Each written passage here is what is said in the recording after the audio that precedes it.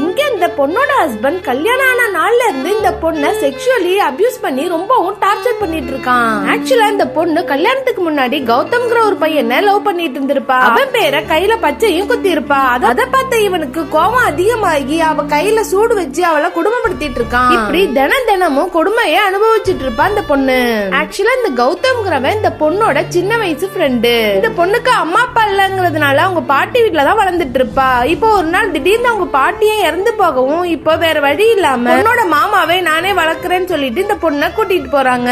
ஆக்சுவலா அவரோட ஒய்ஃபு இறந்துட்டு இருப்பாங்க.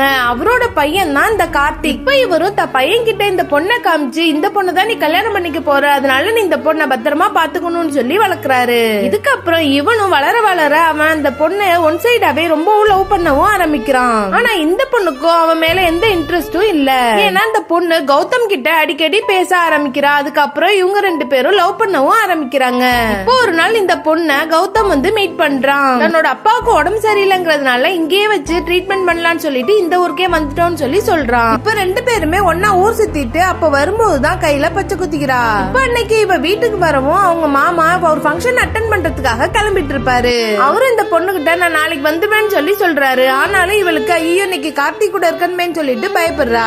இப்ப இந்த பொண்ணுக்கு கௌதமும் இவளும் ஹக் பண்ண வீடியோவை இவன் அனுப்பி வைக்கிறான். அது மட்டும் இல்லாம உன்னை ஹக் பண்ணதுக்கே நான் அவனை போட்டு அடிச்சுட்டேன், நீ மட்டும் அவனை கல்யாணம் பண்ணனா நான் அவனை கொலை பண்ணிடுவேன்னு சொல்லி மிரட்டுறான். இப்ப இந்த பொண்ணு என்ன பண்றதுன்னு தெரியாம அந்த பொண்ணோட கைய கட் பண்ணிக்கிறா. ஆனா எப்படியோ அந்த பொண்ணை ஹாஸ்பிட்டல் கூட்டு போயிட்டு காப்பாத்திடுறான். இந்த பொண்ணு கௌதம தேடி போனா கௌதமும் குடும்பத்தோட அவங்க அப்பாவோட ட்ரீட்மெண்ட்டுக்காக பாம்பே போனதா சொல்லிடுறாங்க.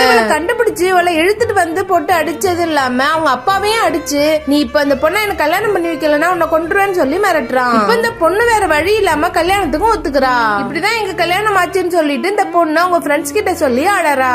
இதுக்கப்புறம் என்ன நடந்துச்சுன்னு தெரிஞ்சுக்க பார்ட் 2ன்னு கமெண்ட் பண்ணுங்க. நான் உங்களுக்கு நெக்ஸ்ட் பார்ட் போடுறேன்.